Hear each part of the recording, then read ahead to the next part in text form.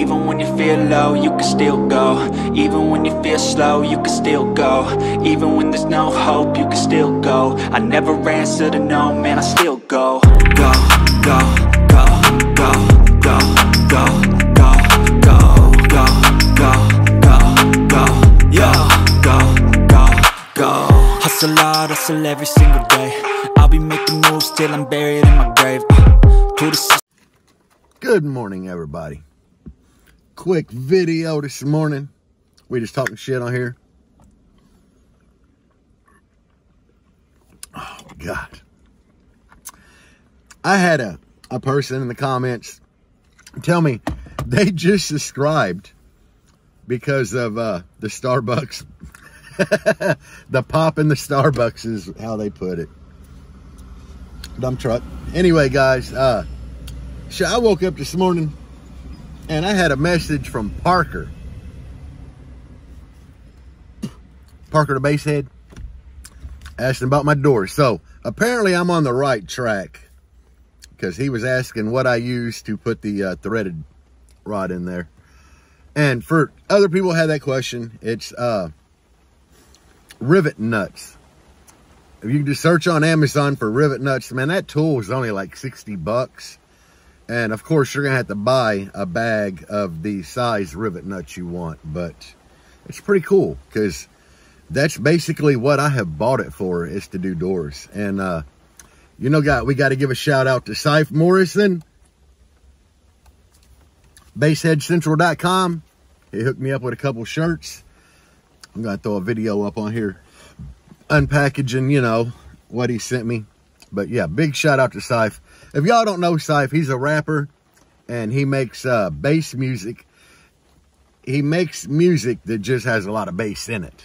You know, if you watch Steve Mead has that logo tattooed on his leg for Sife, the Basshead logo. But also, Sife's music, it's like you don't need rebased with his music. Okay, it's got the bass in it already. But anyway, guys, like I said, we just on here to talk shit. Kind of about the door build. Last night the paint dried, and I brought them in, and I put my push buttons in them that's gonna open the door and everything. And that black on that till looks dope. So when I get to all the speakers and everything in this black, I think it's really gonna pop. Which is kind of what I was going for. But if you go back, and I know a lot of you guys watch all my videos, but for the ones that haven't, if you go back to when I started building them door panels, guys, I was really at a crossroads there, because after I got that fleece I bought on there, and it was way too fuzzy. The fleece was just way too fuzzy. I really was thinking about starting over. I was like, man, these are screwed. There's no hope they're ever gonna work out. But, you know, I stuck with it. I just was like, well, maybe I can fix them. And I stuck with it, and they turned out good. Not great, but good. Definitely good enough for an old shit box. And that's the key, you know. Sometimes when you start a project, it's going to be bad before it gets good. And that was the case with them doors. Sometimes you just got to, like, see it through and finish it out and see what happens. And that's what I did, and I'm glad I did. And there's sometimes when I get a harebrained idea, and I do this a lot, guys. You just don't know. I do this a whole lot. Ain't bug in here, but I'm actually in the middle of the woods, so. But I will get an idea in my head, and my mind works different than a lot of people's, because I think I have like the mind of an engineer. I should have went to school for that, honestly, because I'll get an idea in my head of how something should work. And I'll have every step in my head already planned out. Like from start to finish, I'll have it all like already done up here. And that just kind of helps me along the way. But my wife sometimes will look at me when I tell her what I'm planning on doing. She'll just be like, oh my God. And now she knows I'm going to usually accomplish it, because I don't give up. I just keep doing it, you know. And I'm not afraid to fail at something. And I think that's how a lot of you guys should be. Like, if you plan on doing something, don't be afraid to fail. I mean, if you fail at something, all you got to do is start over. But a lot of times, you know, if something looks bad, just stick with it. Because, guys, them door builds, man, I went back through on YouTube to the like video where I started, where I had the fleece on and was putting fiberglass on it. And I'm like, oh God, they look terrible. And I was looking at them finished. I'm like, I kind of pulled this off. But stick with it, guys. I was just happy that Parker watched my video, honestly. And guys, I was like really, man, like last week and week before, I was like, I'm so close to 8,000. It seemed like it took me forever to get to 8,000. And we shot way past that. I have over 8,000 subscribers now. And that was like, that's awesome, because I'm looking back at my recent videos and at the analytics, and I'm getting subscribers off of recent videos. And a lot of it, I think, had to do with me promoting the small systems, because a lot of the people out there that have smaller systems, I guess they dig that I'm into it. But I started with a small system, like the majority of us do, you know. So I have a whole respect for people that have the smaller system and the newer base heads, because I was there one time, you know. And honestly, I've learned to do, why the hell did I sounded redneck as hell, guys. I learned to do most of this on my own. I did have a guy named Joe Klein that taught me how to build enclosures. And what he taught me was the math on getting a pretty decent enclosure, actually a really good enclosure, back with the ported boxes and everything. And he was like one of the first people I ever seen build a slot port way back in the 90s, you know. In the early 2000s, I seen this dude build a fourth order, like a big truck, all steel enclosure with 215s in it and a fourth order, which, you know, it had like the big, thick, like Lexan windows and everything in it. But, you know, the thing was doing 70s in the early 2000s. So he was kind of ahead of his time, and he really helped do a lot of stuff in the car radio industry. But he was just a really good builder, and I learned a lot from that dude. And then all this other stuff, man, I learned on my own. Like the fiberglass work, there are so many awesome videos on YouTube now, but when I started doing it, there really wasn't much on YouTube, and we had to go to old fiberglass forums to learn how to do it. So, hang on. They busy today with dump trucks. But anyway, guys, y'all can do this shit. It's not hard. It's time consuming. The sanding part really sucked. Especially with as fuzzy as the fleece that I used was. That was a terrible idea. My wife kind of looked at me like I was an idiot when I grabbed that. And now I know why. But we've got new subscribers too. Like yesterday, I was out there with a Sharpie. It wasn't yesterday, actually. It was Sunday. The wife was back there with a Sharpie adding names to the back of the enclosure. And like last night, I got a new subscriber. Thank you, because I need it. I need all the help I can get on this channel, really. But got new subscribers. The wheels, I think, look great.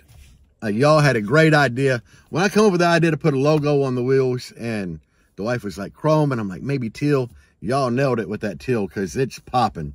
It's like in your face popping. Some people have said that I really need to do like more decal on there. I don't know. I mean, I'm cool with it the way it looks. It shows. The last thing I would ever really worry about is getting them all down or whatever on all four wheels.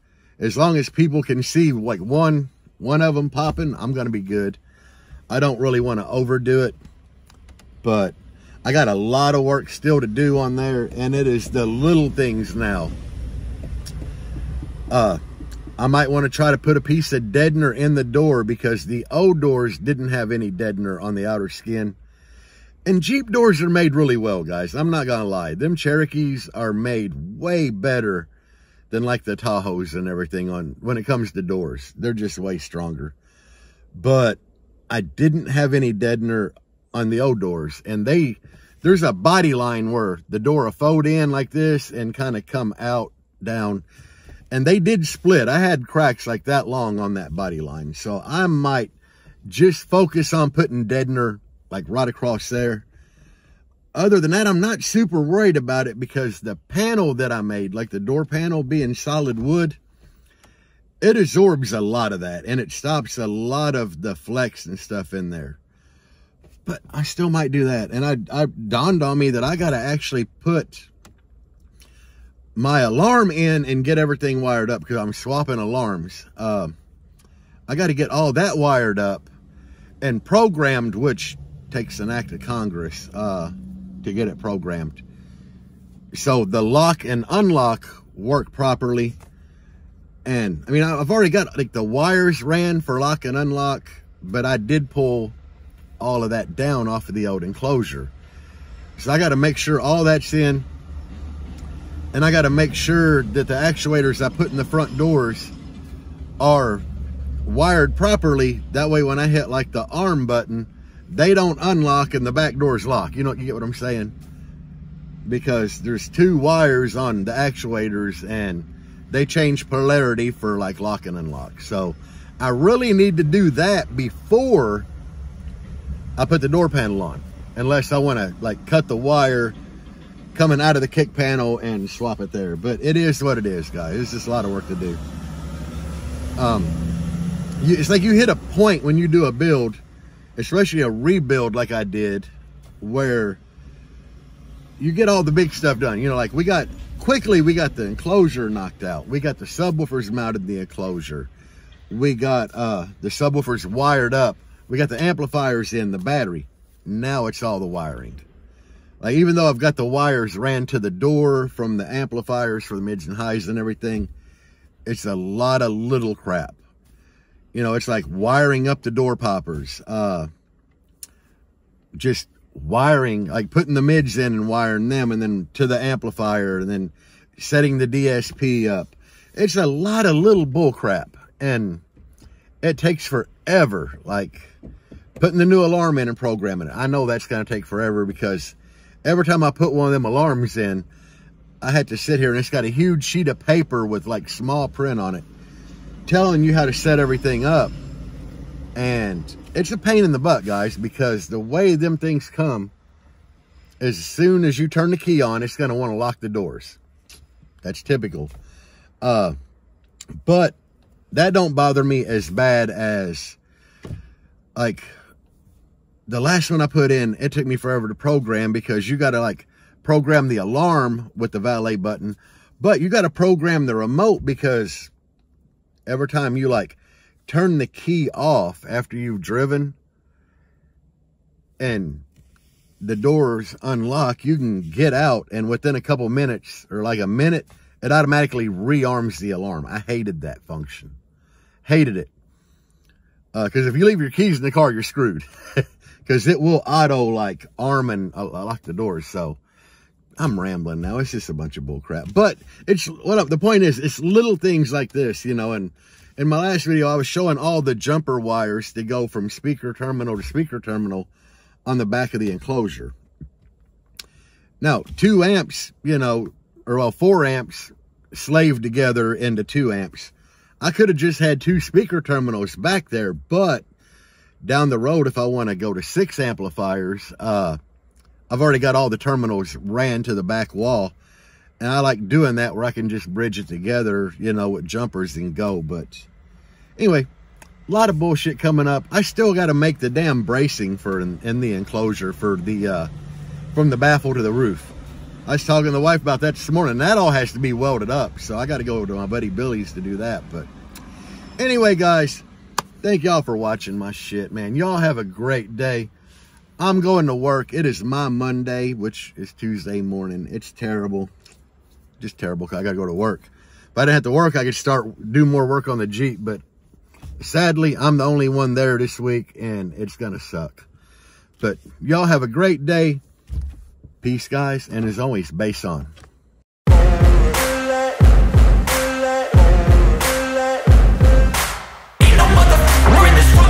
Like me, open up your eyes and insert a little rising. You don't have to love me. don't have to like me. Got it